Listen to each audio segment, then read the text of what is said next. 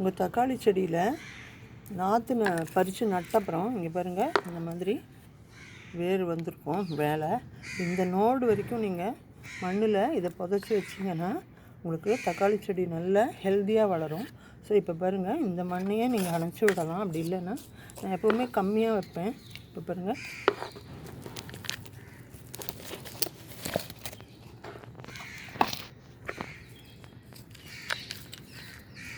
இப்படி நீங்கள் நிறைய மண் போட்டு விடணும்.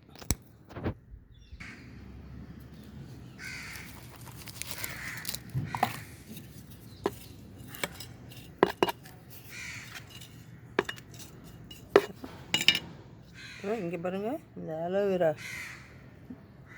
உரம் வச்சுருக்கேன்னா அதை ஊற்றி விட போகிறேன்.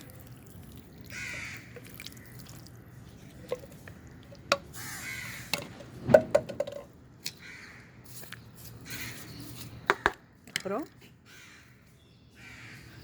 இந்த சக்கரை இருக்குது பாருங்கள், இப்படி இந்த மாதிரி ஒரு தக்காளி செடியில் இந்த மாதிரி ஒரு கிளை வந்ததுன்னா அது வந்து சக்கரைன்னு அர்த்தம். இதை வந்து நீங்கள் உடச்சி விட்டுடணும். பாருங்க, இது எடுத்துடணும். இது வந்து உங்களுக்கு உதவாது. ஐயோ.